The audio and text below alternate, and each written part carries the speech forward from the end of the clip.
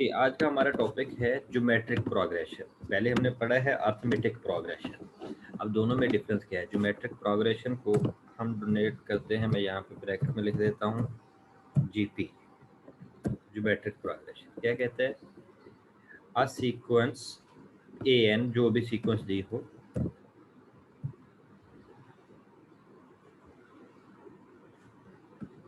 A sequence a N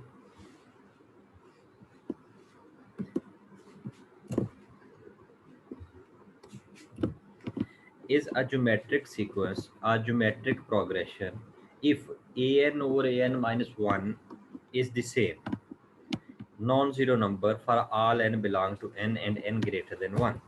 कहते हैं अगर आप दो नंबर्स का या किसी भी सीक्वेंस के दो नंबर्स की ratio find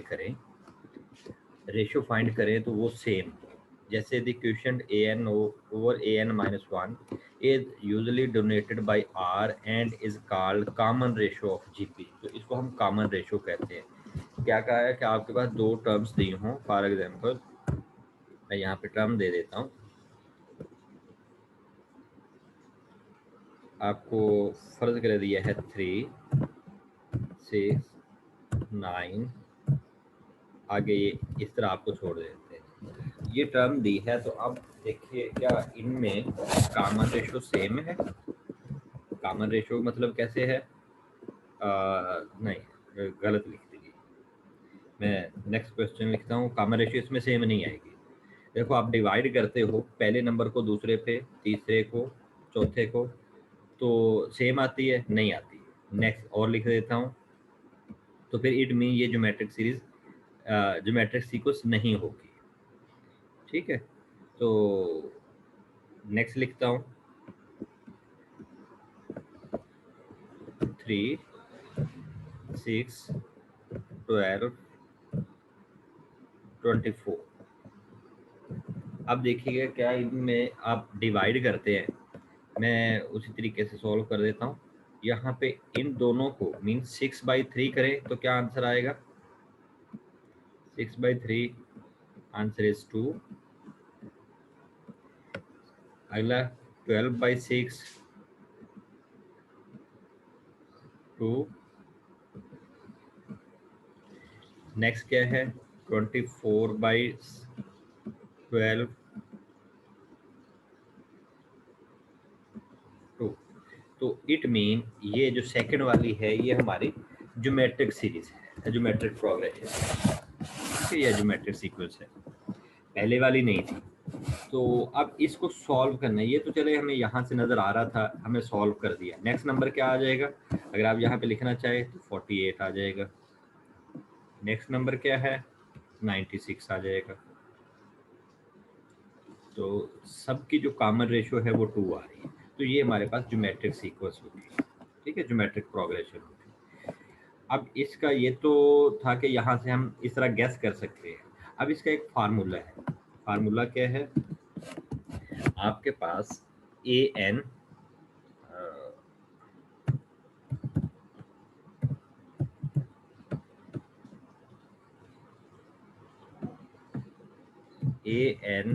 is equal to A1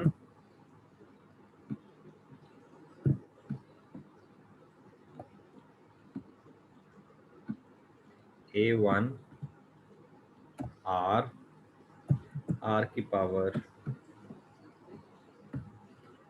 n-1।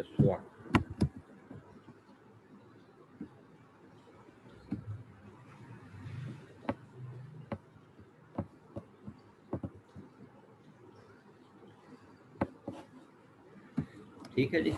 अब यहाँ पे देखिए, ये तो हमने यहाँ से देख के ही सॉल्व कर ली थी कि R क्या है इसमें 2।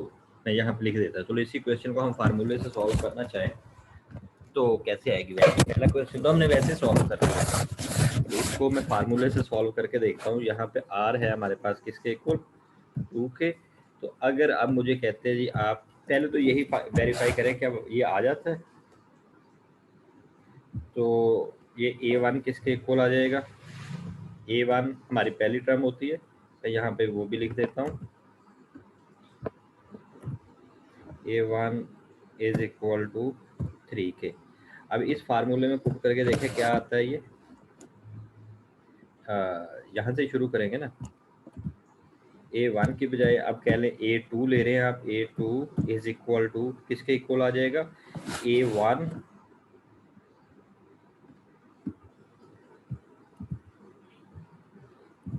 A1 n की पावर 2 माइनस 1। अब इसे फर्दर सॉल्व कर दे,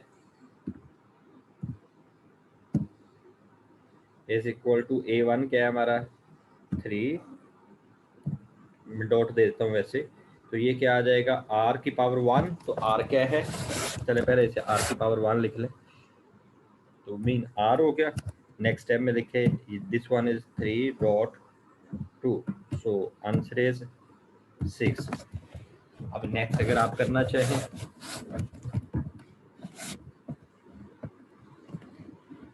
नेक्स्ट करना चाहें तो क्या आ जाएगा, A3 किसके इक्वल आ जाएगा, मैं फार्मूला लिख रहा हूँ यहीं से उठा के। यहाँ पे आपके पास A3 आ जाएगा, ये A3 और ये r की power 3 minus 1, so it is A3 is equal to A1 क्या है हमारा 3 डॉट ये आगे r स्क्वायर, तो ये r स्क्वायर आ गया। नेक्स्ट स्टेप देखें तो क्या बनेगा, इज इक्वल टू 3 डॉट 2 का स्क्वायर, 2 का square 4, so answer is equal to 12। तो ये देखिए हमारी थर्ड टर्म आ गई। अब ने इसी तरह हम फोर्थ टर्म फाइंड कर सकते हैं, मैं इसी तरह फाइंड टर्म कर देता हूँ। ये नेक्स्ट में क्या आएगा A4, मैं यहाँ पे ये 4 पुट कर देता हूँ, A4 ये पावर 4 हो गई। तो नेक्स्ट स्टेप में इज इक्वल टू A1 की जगह पे हमने 3 पुट कर दिया, डॉट ये आ जाएगा हमारा R4 माइनस 1 3 आ जाएगी, तो ये पावर आ गई हमारे पास 3। अब नेक्स्ट स्टेप में क्या होगा, इज इक्वल टू 3 डॉट 2 की पावर 3, तो 2 की पावर 3 क्या होती है 8,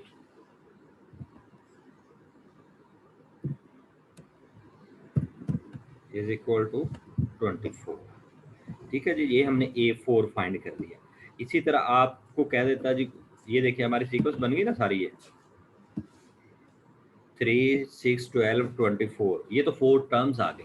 अब हमें इस तरह की सीक्वेंस दे के वो कह देता है इसकी टर्म नंबर 12 फाइंड कर दें।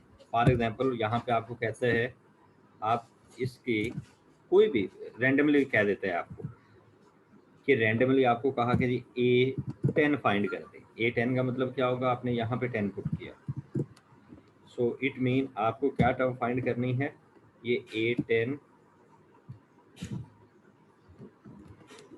इज इक्वल टू ये A1 और ये पावर क्या हो गई 9। ठीक है जी। अब नेक्स्ट क्वेश्चन, नेक्स्ट देखिए क्या बनेगा, A1 क्या है हमारा 3 डॉट 2 की पावर 9, कॉमन डिफरेंस की पावर जो थी वो 9 हो गई। अब सिंप्लीफाई कर दें इसे, इज इक्वल टू ये क्या आ जाएगा 2 की पावर 9 सॉल्व कर लें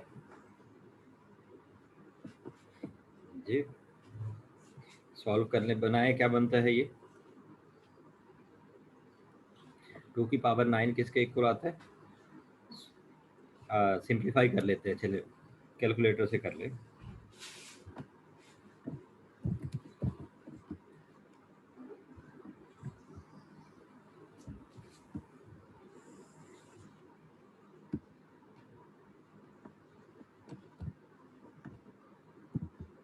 फाइव 12 मल्टीप्लाई बाई 512 आया, मैं उसी को मल्टीप्लाई भी कर देता हूँ पहले, आपके पास आंसर आ गया। यहाँ पे पहले मैं वो लिख देता हूँ,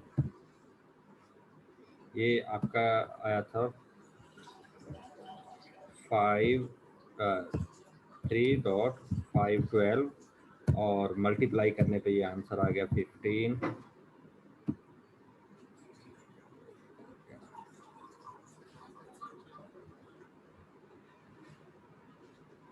ये हमने मल्टीप्लाई किया था 5 12 को 3 से, तो 536 आंसर था।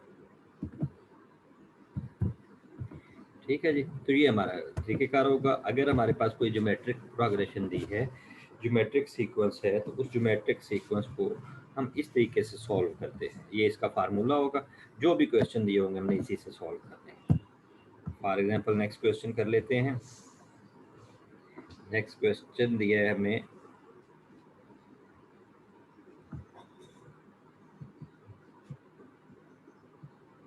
एक तो यही क्वेश्चन था, फिफ्थ टर्म फाइंड करनी है। 3 6 12 दिया हुआ, मैंने 11th कर दी। अब नेक्स्ट दिया है 1 प्लस आयोटा। चलें चेक कर लेते हैं। नेक्स्ट क्वेश्चन है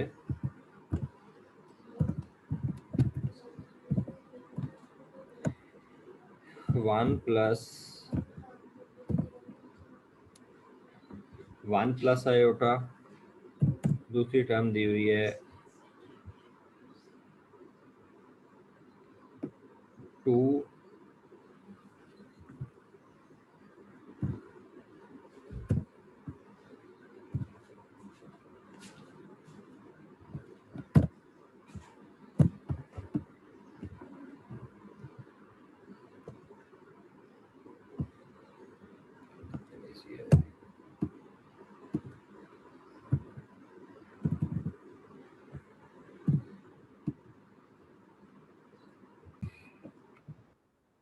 फर्स्ट करें, हमें यहाँ पे टर्म दी हुई है 2 4 6 2 4 8 16 32 64। फर्ज करें ये आपको दिया हुआ है और आपको कहा जाता है कि इसके नेक्स्ट, ये आपकी सीक्वेंस है। पहले तो आपने ये बताना है कि ये जीपी है कि ये नहीं। अगर ये जीपी है तो आप इसमें फाइंड कर दें, फाइंड ये 5 टर्म 6 लिख दी हमने, मैं 8 कह देता हूँ। 8th टर्म फाइंड करना है। तो पहले तो आपने ये चेक करना है कि टर्म बनी कैसे, कि ये है। इसमें ए क्या है, ए इज इक्वल टू, मैं चले सोल्यूशन लिख के, ए इज इक्वल टू क्या है हमारे पास, ए इज इक्वल टू 2 और आर इज इक्वल टू किसके एक आ जाएगा। आप दो टर्म्स डिवाइड करके देख ले तो आंसर इज 2, अगेन 2। 4 को डिवाइड करेंगे 2 पे तो 2, 8 को डिवाइड करेंगे 4 पे, 16 को करेंगे, 32 को करेंगे, तो आंसर क्या आ जाएगा 2। तो फार्मूला क्या था हमारा, ए एन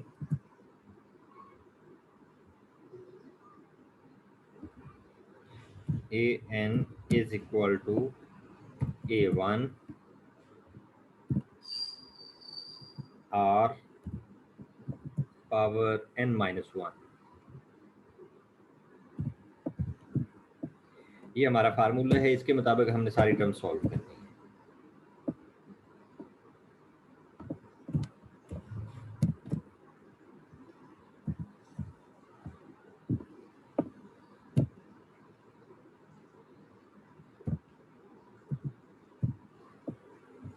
ओके जी, अब इसके मुताबिक हमने क्वेश्चन सॉल्व करना है। तो क्या बनेगा हमारा क्वेश्चन, आपके पास ये टर्म्स दी हुई हैं सॉरी। अब इसके मुताबिक आपने डायरेक्ट 8th टर्म फाइंड करनी है। तो क्या इसी में 8 पुट कर देते हैं, ए 8 एन की जगह पे 8। नेक्स्ट टाइम में यही उठा के लिख देता हूँ, या इज इक्वल टू A1 क्या है हमारा 2 डॉट आर की पावर 7 हो जाएगी ये।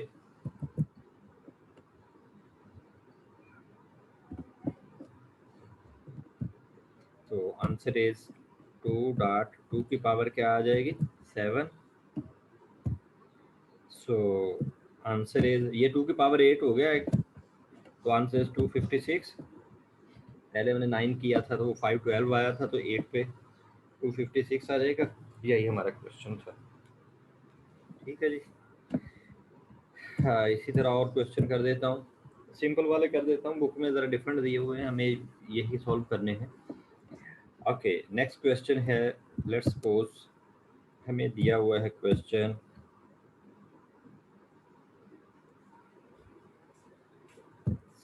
5, 10, 20, 40, ये आपको सीक्वेंस दी है और आपको कह देता है जी फाइंड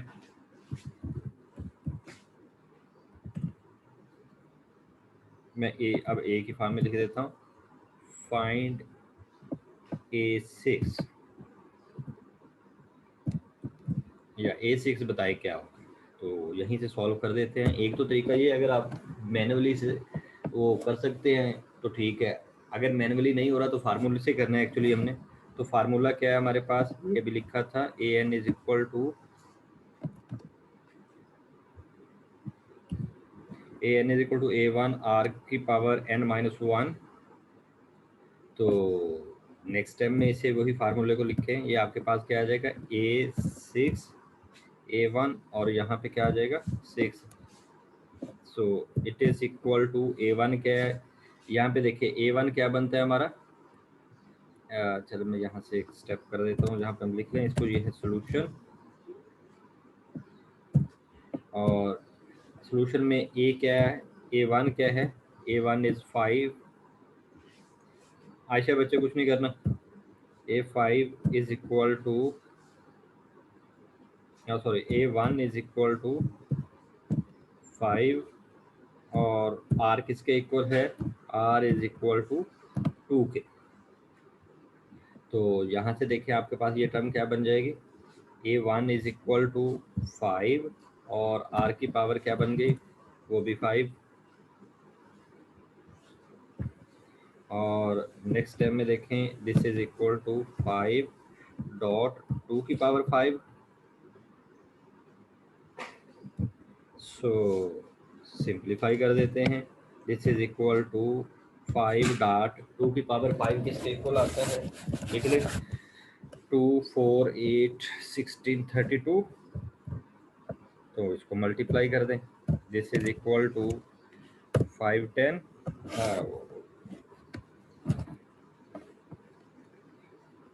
160।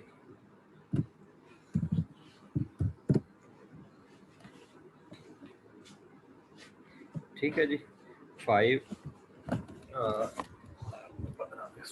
ठीक है जी, यही हमारे क्वेश्चन है। इसी टाइप का कोई भी क्वेश्चन हो तो ये हमने सॉल्व करना है।